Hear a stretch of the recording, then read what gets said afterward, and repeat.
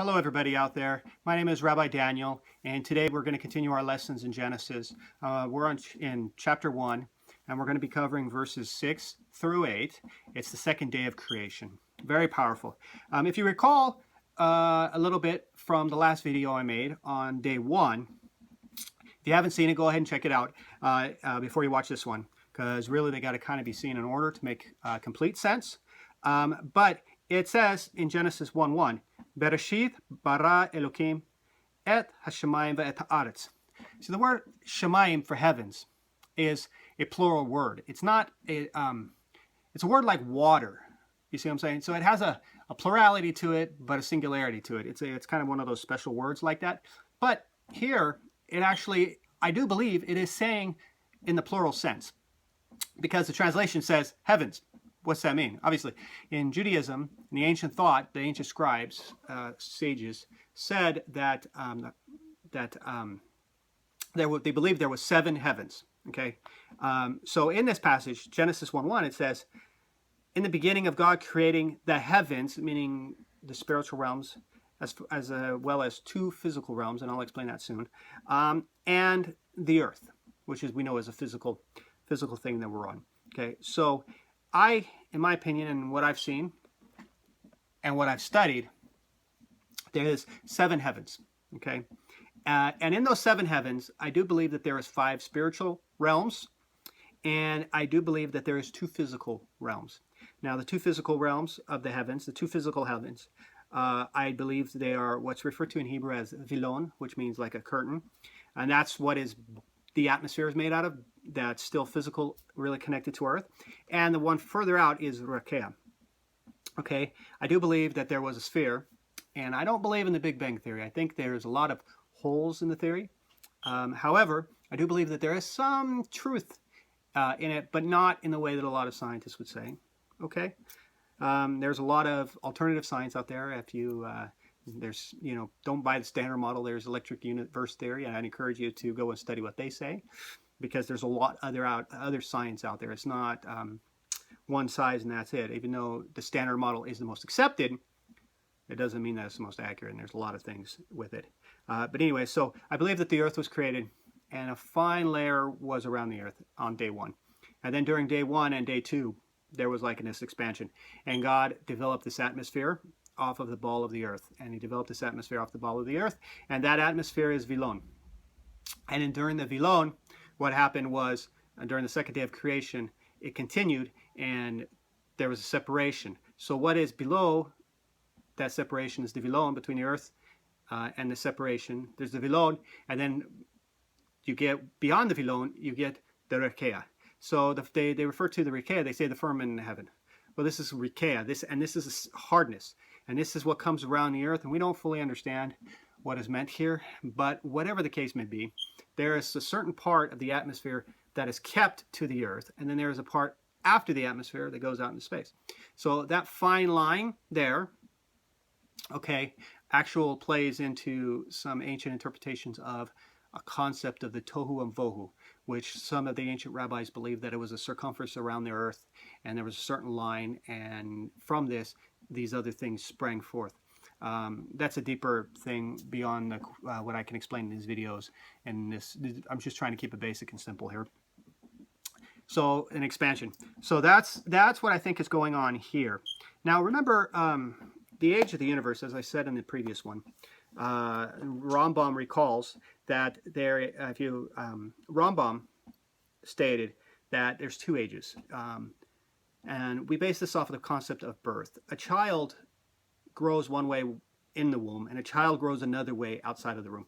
If we were to judge how a child grew inside the womb by what we knew outside of the womb, we would be gravely mistaken to understand what's going on. As such, Rambam's proposition, and I still think it's valid and holds weight, is that we cannot possibly know what happened during the creation time of the 6 days of creation, because that was a different system. And now we're in this current system, and trying to compare the 2 systems is where it falls apart. It's akin to trying to compare the growth of a child outside of the womb to the growth of the child inside of the womb. Now, we can make some estimations and some guesses, but ultimately that's all they are. They're estimations, guesses. one day when we stand before God's greatness and holiness, he'll reveal to us the real truth of it all. And it'll be an amazing thing. Okay. So can our universe be that old? Well, it has an appearance that it's, if you were to extrapolate backwards, about 15 million or whatnot, doesn't necessarily mean it's true. I mean, on the third day of creation, you look at Adam, he'd probably be around 18, 20 years old, in the mature state. And you'd be saying, but he would only be a couple days old. So there's two ages, and we get this. There's two ages that are being taken into consideration here. So something to be thought about, to think about. And what is the purpose of day 2? Well, the purpose of day 2 is to separate that Rakia and the Vilon, is to make that separation between the earth, the Vilon, and the Rakia, so that the earth can be protected for God to continue his creative work on earth. You can't be exposed to the elements of space. It's not going to happen. It will all die out. I mean, nothing would live and nothing will sustain. Okay? So it's very important. So let's read it. Okay, I'll read it in Hebrew and then I'll read it again in English. It says, starting in verse 6, Vayomer Elohim Yeh Rakea B'toch HaMayim Vahi Mavdel Ben Mayim Lamayim. See, Ben Mayim Lamayim, between the waters. And it's funny because the word Hashemayim actually means, if you hear the word water is contained in the word Hashemayim, and the atmosphere we know actually has water inside of it. So this is really ancient wisdom from way back. They understood some of these concepts. Okay, so it has a separation between water and water. Ya'as Elohim harakea erakea v'yavdel ben mayim asher metachet lerakea uven mayim asher ma'al harakea. So we're talking about below and above. There's water below and there's water above. Wahi ken v'yikra Elohim lerakea shemayim wahi erev v'voker yom sheni. Okay. So, in English now, God said, let there be a firmament in the midst of the waters. And the firmament here we're talking about the Rakea, in the midst of the waters. And let it separate between the water and the water. So there's something above it and something below it. And that part above it is the rest of space. And that part below it is our atmosphere. That's how I understand it to be. Okay, so God made the firmament and separated between the waters which were beneath the firmament and the waters which were above the firmament. Now, we don't know how far the firmament is, but there's like an atmosphere layers. And so there's water below and there's water above. Obviously, the water in our regular atmosphere cycles are there. And then there's something above that, right? And there's some beliefs that between the days of creation and the flood, there was some other things going on as well, which the flood would have totally changed that dynamic. But that's a study in Parshat Noach, the section of Noah, around chapter 6 of Genesis. Okay. Again, so God made the firmament and separated between the waters which were beneath the firmament, okay, and the waters which were above the firmament, okay. And it was so. God called to the firmament heaven. Okay, so this is Rakea. Rakea is one of the words for heaven. So there's 7 heavens. Rakea is one of them, and I do believe that Rakea actually means space itself. Vilon, I believe, is the atmosphere. Rakea, I believe, is space, and then there's 5 other spiritual realms which God calls forth into the physical, and those were created on day 1. Again, that's my opinion. This stuff, we weren't there. Who was there? I mean, we just got scripture to work with. So, but it's sound, and my opinions are not just my opinions in a vacuum. You can check them out in Midrash Rabbah, which is what the ancient rabbis thought about the creation story, and it goes for hundreds of pages that you can read just about the creation of these 2 chapters of Genesis. Wonderful and beautiful, that's for sure. Okay. And there was evening and there was morning, and here is the change. A second day. See, in day 1, it says 1 day. First day, it says 1 day. Okay? And the second day, it says a second day. And then the third day and the fourth day. But if it was a proper speaking order, it would say if you're going to start off with saying 1 day, then you're going to say 2 day, 3 day, or day 1, 1 day. You'd say day 2, day 3. But it doesn't say day 2 or day 3. It says the second day and the third day, because it's giving you that chronological order. And it's making a distinction between day 1, which is actually 1 day, to that of a second day.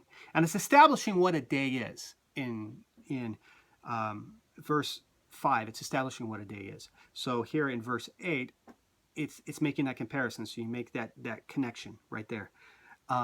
So you can see that there's a deepness to Genesis, and I do believe that it's great to study Genesis. It's one of those things where we can study together, and it doesn't matter if you're a Jew, if you're a Christian, or if you're a Muslim. These are one of those things that we can really dive into and have some common ground on studying it, okay? And way too often, I believe that there's a lot of people in all three faiths that don't really look into what Genesis has to say about creation and a whole creation story. And they're more concerned about modern science and what modern science says. Well, I have no problems with modern science, but you have to understand something about science. When I take a ball and I drop it and I time it, that is something that is very tangible that we can see. When it comes into cosmology, which is about how the whole universe comes into existence and being, this is not something that you can do that. This is not something observable. This is something that takes several theories to try to state. I mean, it's not just one theory. There's actually several theories that you have to line up to be able to propose this, be able to make these statements. And so how many times has science failed us?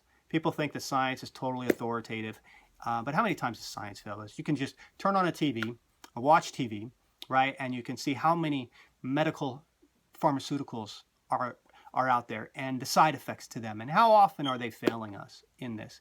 I'm sorry, but we've been harassed a lot with the big pharmaceutical companies saying that this is science, and at the same time, I'm not saying all of it's bad, but it has to be very cautious with it, because there's a lot of stuff in there that can cause worse damage than good.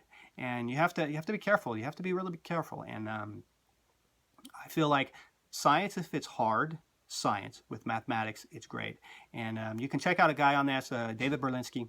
He talks about how science has to be very specific, how science has to be very hard with data, with numbers. And this is the principles of science. And to go into these other realms, honestly, where scientists want to take people, like in such as cosmology, the origin of man, how man came into existence. This is not left for the sciences. This is actually something deeper that they can't really explain. And that's not really science. That's trying to have a religious position on scientific works.